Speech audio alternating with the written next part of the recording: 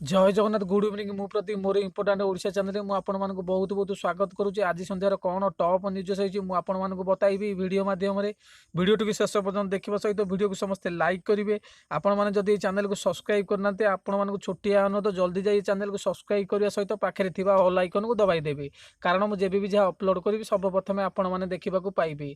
चलतु आज संध्यार कौन टॉप न्यूज रही देखी नवा। देखो प्रथम अपडेट रथयात्रा पुणी देखागला आशा जहाँकि छत्तीसा निजोग और परिचालना कमिटी बैठक पर गजपति सूचना कहले सुप्रीमकोर्ट पिटिशन सोमवार शुणाणी की अपेक्षा। देखो 2 नंबर अपडेट ए वर्ष रथयात्रा बंद नहीं सुप्रीमकोर्ट गत गुरुवार दिन राय शुणाई हेले सामान्य परिवर्तन करने को शनिवार 2टी नोटिफिकेशन पिटिशन दायर होईची बोली तथ्य रही जहाँकि प्रथम 3टी पिटिशन दाखल होता रथयात्रा जो राय देते पुनः विचार तो शुणाणी आज 2टी पिटिशन दाखल होईची विचार बोली तथ्य रही अन्य सब रथयात्रा को बंद कर पुरी रथयात्रा करने पिटिशन उल्लेख कर पुरी को सटडाउन कर रथयात्रा करा जाऊ बोली पिटिशन रे कुआ जायछि जहाँकि ये तो गोटे बहुत भल कथा जहाँकि समस्त ओडिशावासी 3 नंबर अपडेट राज्य में आज पुणी जड़े कोरोना आक्रांतकर मृत्यु होईछि। एही व्यक्ति जनक पुरी जिलार जड़े पुरुष तांको बयस 60 वर्ष बोली तो जना पड़ी।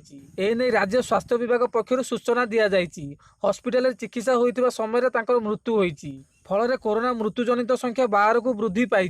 आज राज्य में 15टी जिले में 179 पॉजिटिव चिन्हट होती मोट आक्रांतक संख्या 4856 को वृद्धि पाई। जो 179 जन नुआ पॉजिटिव होती से 150 जन संगरोध केन्द्र बाकी 29 जन स्थानीय संक्रमण जना पड़ी। एथिरे अग्निशम और ओड्राफ टीम 18 जन जवान आक्रांत होइतिबा जना पड़ी।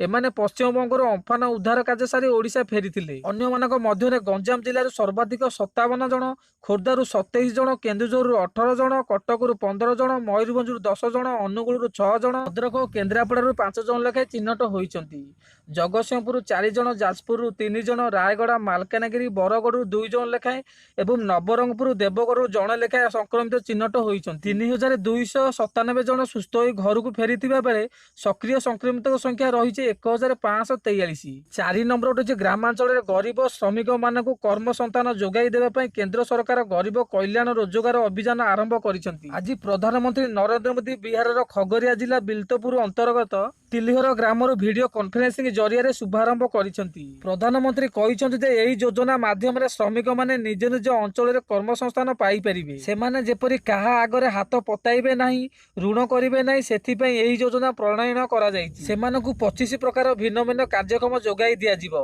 एथिपई 50,000 कोटी टंकार व्यय बराद करा जायछि। प्रधानमंत्री कहिसेंती जे एही योजना द्वारा कुशल श्रमिक कारीगर मानक दक्षतार उपयुक्त विनियोग होई परिबो और ग्रामांचल विकास मध्य होई परिबो। आत्मनिर्भर भारत पई आत्मनिर्भर किसान जरूरी बोली प्रधानमंत्री श्री मोदी कहिसेंती। ओडिशा समेत 6टी राज्यर 116टी जिल्ला रे एही अभियान 125 दिन धरी चलिबो। ओडिशार 4टी जिला गंजाम बालेश्वर भद्रक एवं बलांगीर एही योजना रे शामिल करा जायछि जहाँकि ये गोटे बहुत भल कथा ये 4टी जिलार प्रवासी श्रमिक मानक पई।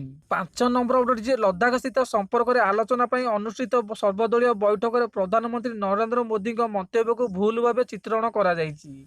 सेनार मनोबल को दुर्बल करने एभली मिथ्या उद्देश्य और प्रणयुद्ध प्रचार करा जाउछि बोली केंद्र सरकार पक्षर कहुई। प्रचार को दृढ़ भाव खंडन कर सरकार कहिसेंती जे सर्वदलीय बैठक में प्रधानमंत्री स्पष्ट रूपे कहिथिले गलवान घाटी में चीन पक्षर बाड़ निर्माण करने जोगु हिंसा सृष्टि होइतिला। भारतीय सेना चीन सेना को दृढ़ जवाब देइथिले। नियंत्रण रेखार कौनसी एकतरफा परिवर्तन को सरकार आदौ अनुमति देबे नहीं। सीमार सुरक्षा पाई आमर सशस्त्र बाहिनी संपूर्ण प्रस्तुत बोली प्रधानमंत्री सबु राजनेतार दल को आश्वासन देइथिले। प्रधानमंत्री मंतव्य को कदरत करने प्रचार करा दुर्भाग्यजनक बोली सरकार पक्षर कहुई। भारत निजर सार्वभौमत्व और अखंडता सुरक्षा पाई संपूर्ण समर्थ।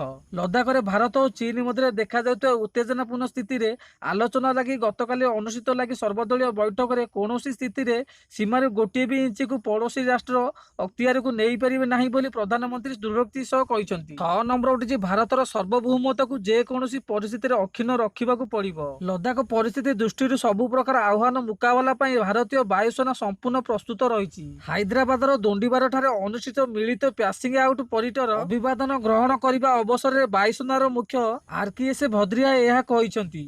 ଶ୍ରୀ ଭଦ୍ରିଆ କହିଛନ୍ତି ଲଦାଖ ବାସ୍ତବିକ ନିୟନ୍ତ୍ରଣ ରେଖା ନିକଟରେ ଭାରତ ଚୀନ ମଧ୍ୟରେ ଉପୁଜିଥିବା ବିବାଦର ଶାନ୍ତିପୂର୍ଣ୍ଣ ସମାଧାନ ହିଁ ଚାଲିଛି। ଚୀନ ସହ ଘଟିଥିବା ସଂଘର୍ଷରେ ଭାରତୀୟ ଯବାନଙ୍କ ବୀରତ୍ୱ ଓ ବଳିଦାନକୁ କେବେ ବି ବେଅର୍ଥରେ ଯିବ ନାହିଁ।